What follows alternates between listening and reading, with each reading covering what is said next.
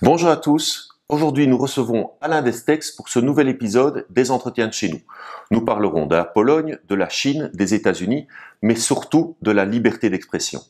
Et en deuxième partie d'émission, nous recevrons le communiste Raoul Edebo qui nous dira pourquoi lui il est contre cette liberté d'expression.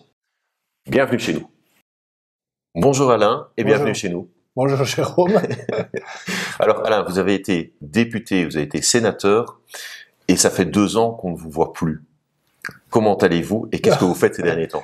Bon, écoutez, je pense pas que ce soit très intéressant, on n'est pas là pour ça. Moi, en tout cas, je suis redevenu médecin. Oui. Je fais de la médecine en France et je vais bien, voilà. En fait, vous avez arrêté la politique. Je crois que vous avez encore un regard sur cette politique en général. Est-ce que vous avez suivi notre nouveau parti qui s'appelle Chez nous? Alors effectivement, je ne fais plus de politique et je ne suis pas membre de votre parti et je ne milite pas dans votre parti. Non. Mais oui, j'ai suivi, pas de très près, parce que pour le moment, je suis surtout la politique américaine et la campagne présidentielle en France. Ouais. Mais donc j'ai vu que vous aviez été interdit de faire votre réunion à Herstal. Et franchement, ça m'a choqué.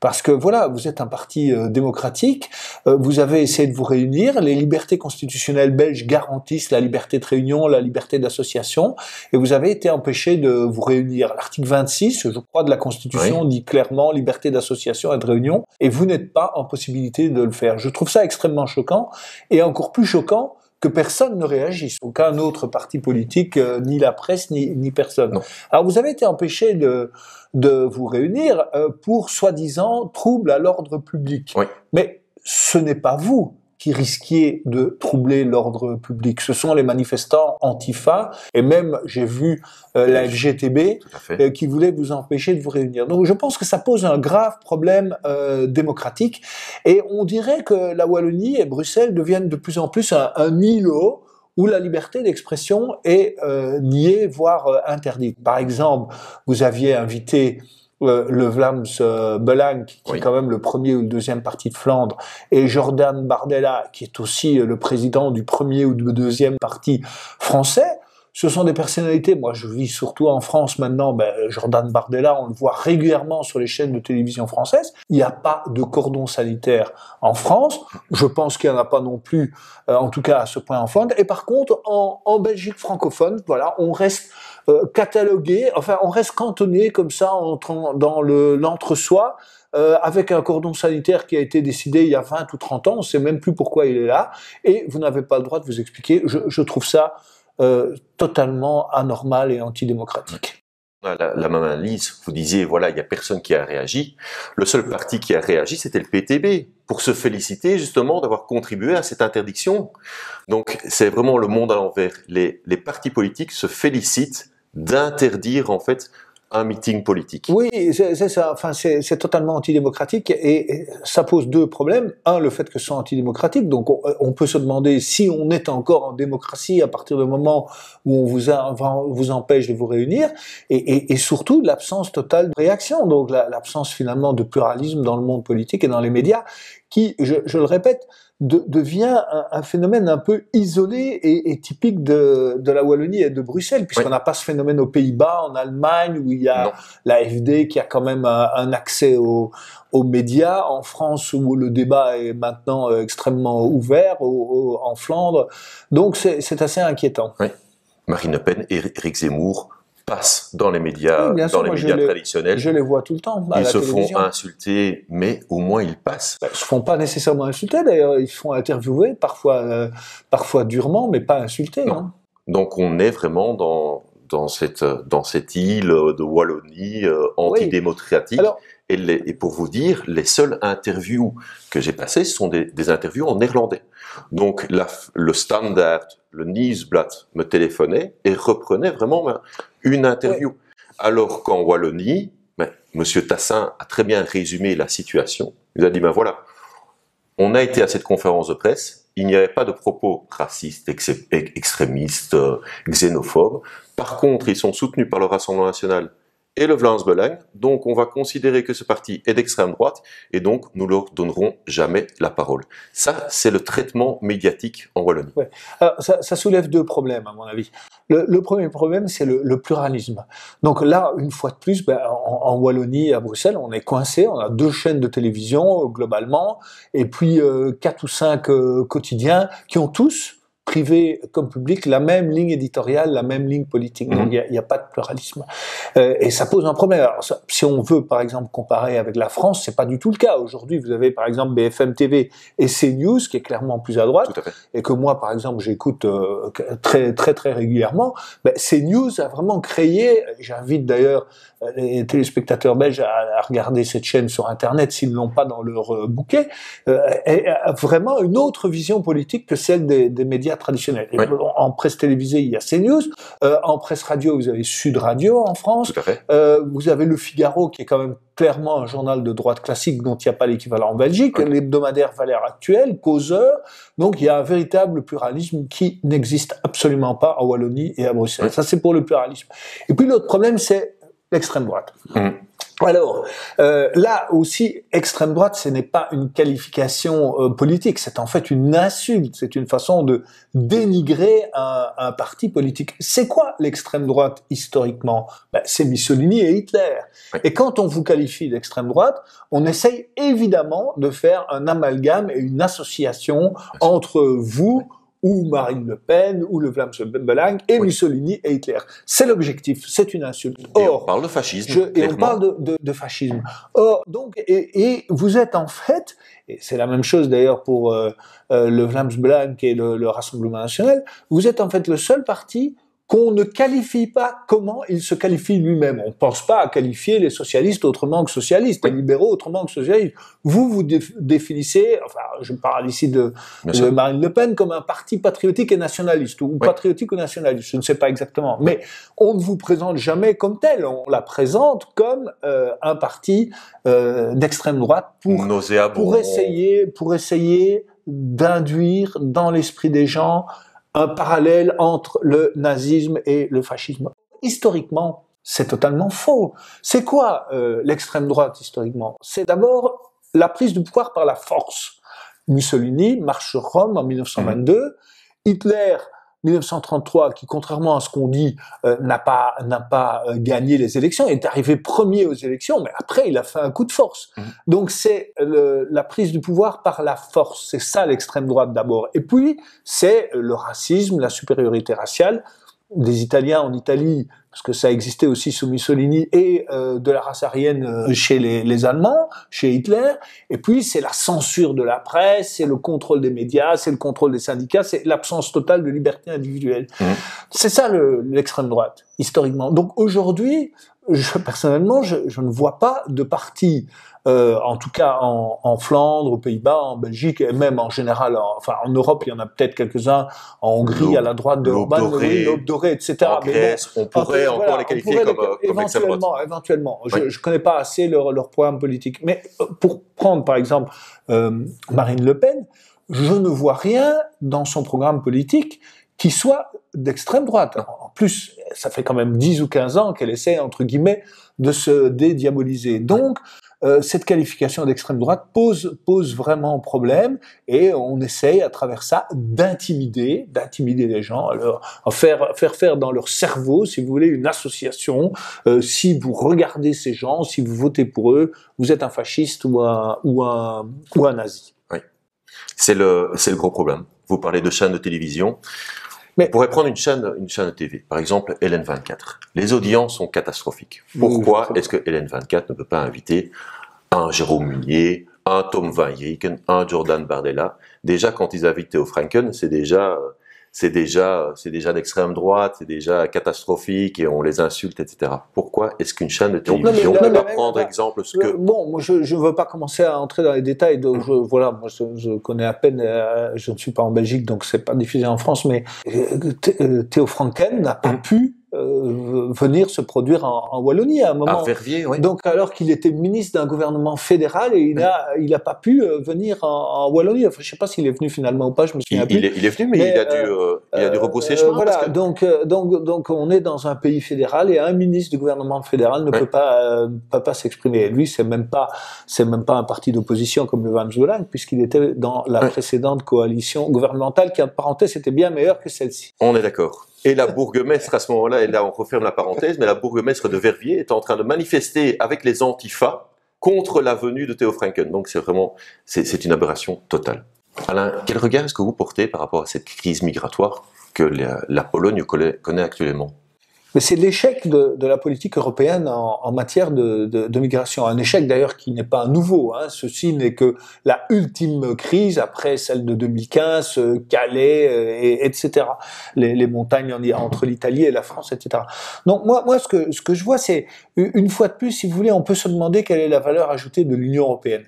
Alors le marché unique, ça c'est très bien, mais depuis le marché unique, la plupart des politiques européennes posent problème. Je vois deux problèmes dans la crise polonaise. Donc la première, faut pas trop s'étonner de ce qui arrive. L'Union européenne a pris des sanctions contre Loukachenko, le président de la Biélorussie.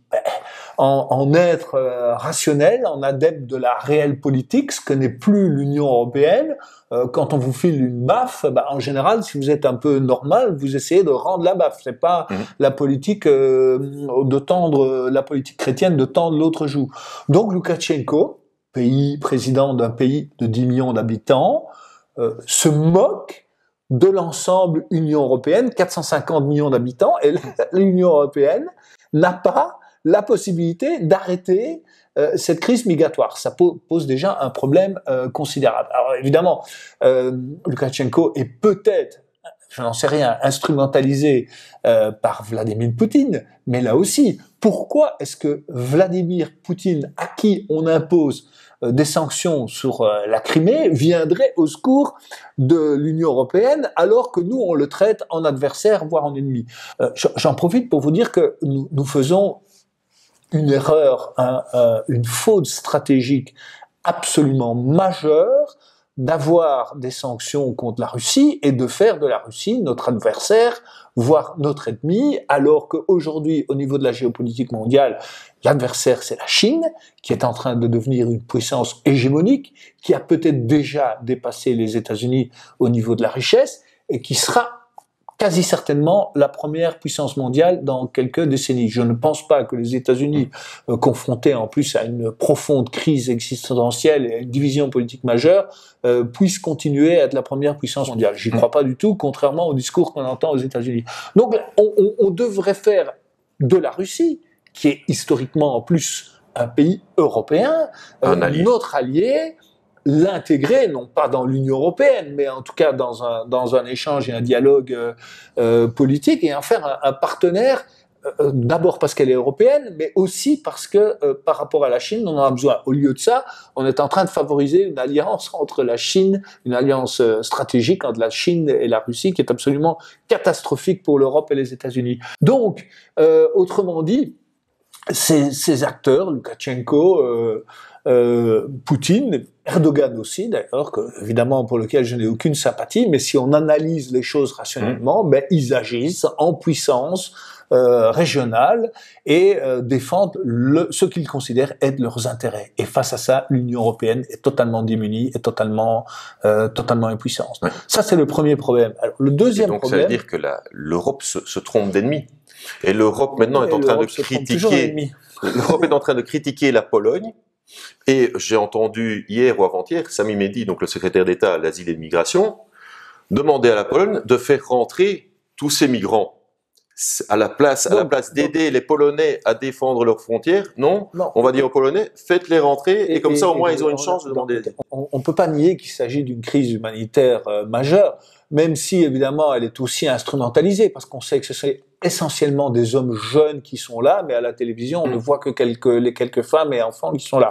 Bon, et puis ces gens ont des haches, des machettes, etc. Enfin, pas des machettes, des haches et des instruments, essaient de rentrer par la force en Pologne. Alors, on leur a peut-être donné, mais en attendant, d'un point de vue polonais, ils essayent d'entrer avec par la force. Donc, je crois au contraire qu'il faudrait encourager et aider la Pologne à construire un mur. Alors évidemment, il y a toute une symbolique des murs. On dit les murs. Donc j'ai vu que la Commission européenne ne voulait absolument pas construire un mur. Mais pourquoi ? Parce qu'évidemment, il y a le mur de Berlin, etc. Mais le mur de Berlin, c'était quoi ? C'était un régime politique qui empêchait ses propres citoyens de sortir. Ici, ce sont des pays démocratiques européens qui empêchent des personnes illégales d'entrer sur leur territoire. C'est fondamentalement différent. Et on dit les murs ne marchent pas.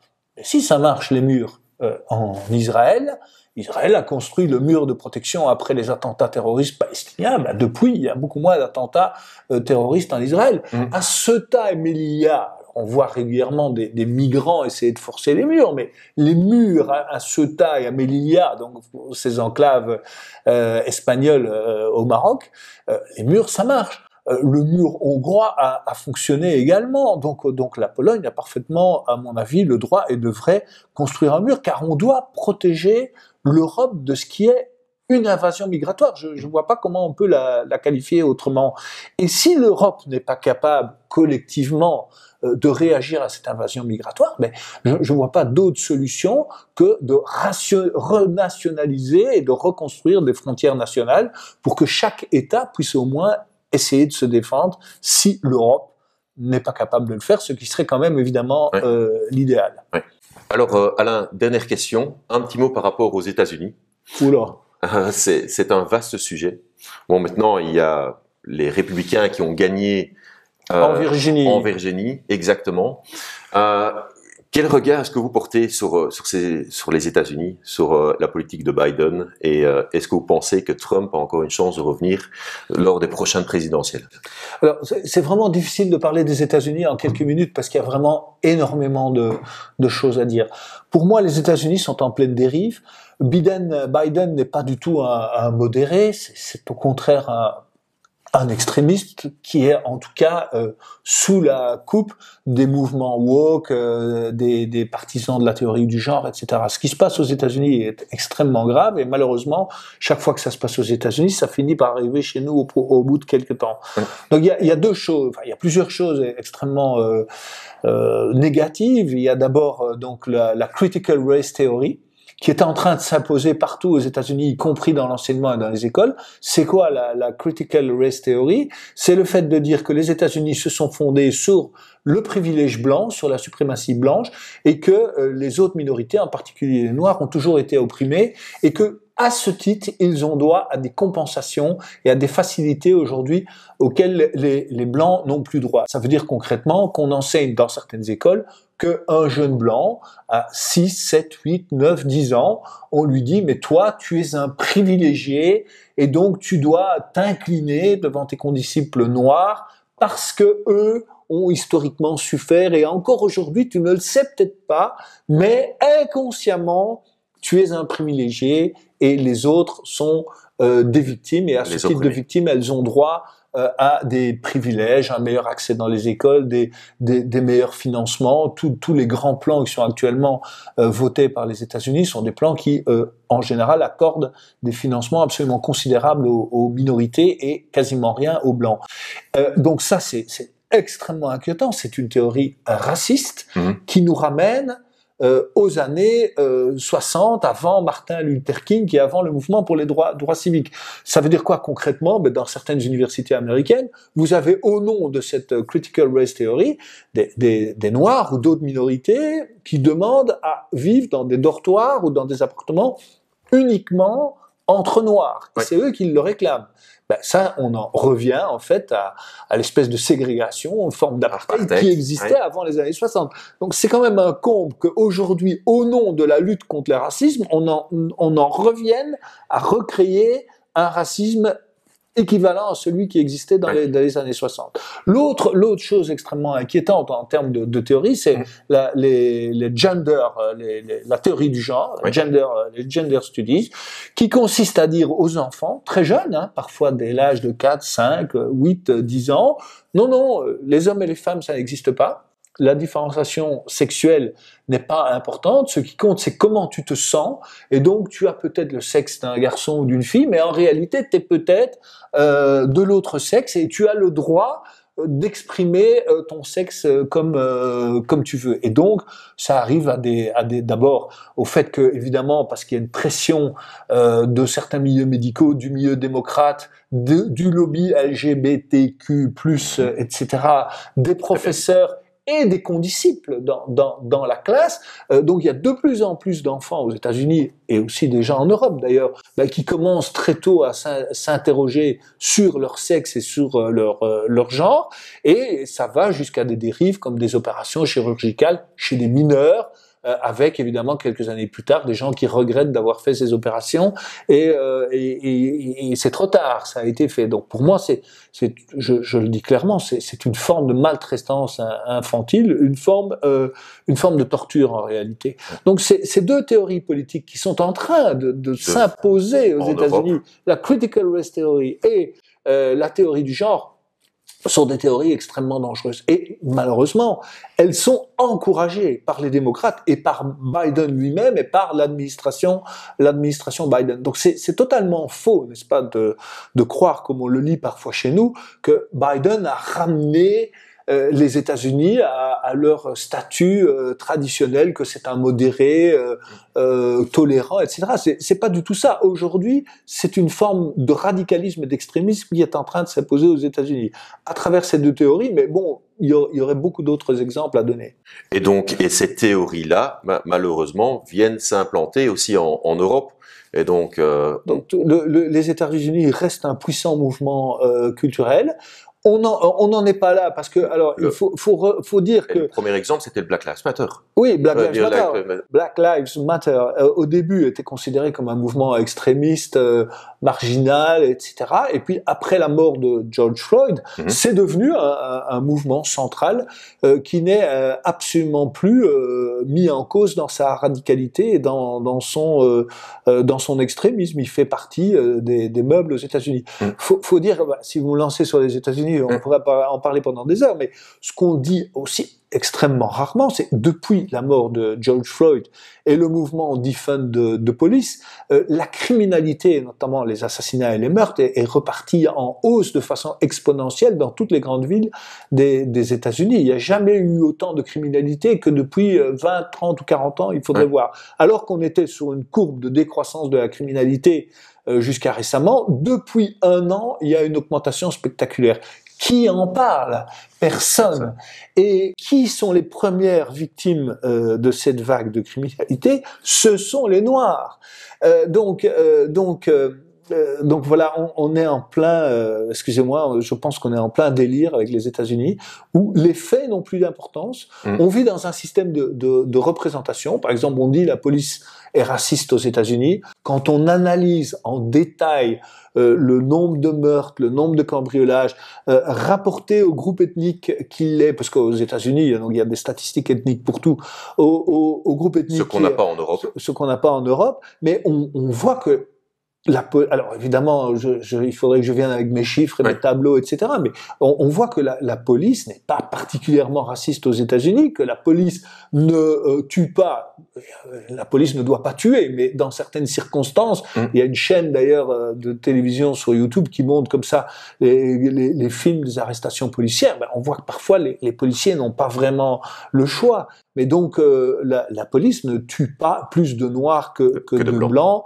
aux États-Unis, rapporté aux faits criminels, puisque les 13% donc il y a 13% de noirs aux États-Unis, les 6,5% d'hommes parce que les femmes en fait sont peu à l'origine. Alors là, il y a une vraie différence homme-femme dans toutes les sociétés, y compris chez nous.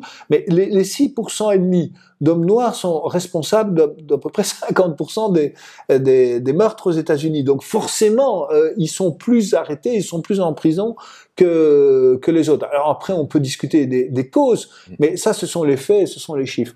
Donc les États-Unis, si vous voulez, sont, on est dans un décalage absolument incroyable entre la réalité des faits, de ce qui se passe, et la représentation qui en est faite par les médias. Quand je vous entends parler, Alain, vous êtes toujours aussi passionné. Est-ce que la politique ne vous manque pas? Vraiment, vous donnez votre avis. Vous savez, dans la vie, il faut savoir tourner des pages et faire autre chose. Je suis redevenu médecin, oui. Mais évidemment, comme vous le voyez, je suis toujours l'actualité et la politique m'intéresse toujours, mais je n'en fais plus. Oui. Je répète ce que j'ai dit au début. Je ne suis pas membre de votre parti, je ne suis pas militant de votre parti. Invité. Mais je suis avec plaisir votre invité, car je pense qu'on doit vous donner et vous laisser la parole comme aux autres partis. Un tout grand merci d'avoir accepté cette invitation, en tous les cas. Avec plaisir, Jérôme. Malheureusement, nous n'avons pas le temps pour Raoul et Debo, donc ça sera pour la prochaine fois. Et j'espère que vous finirez par l'avoir. Mais j'espère aussi. Ça fait 5 fois qu'on lui demande de venir, qu'il est là, qu'il nous attend dans les coulisses, et malheureusement, nous n'avons jamais le temps pour lui. Quant à vous, n'hésitez pas à aller sur notre site internet, de liker notre page Facebook et surtout de devenir une abeille. À bientôt.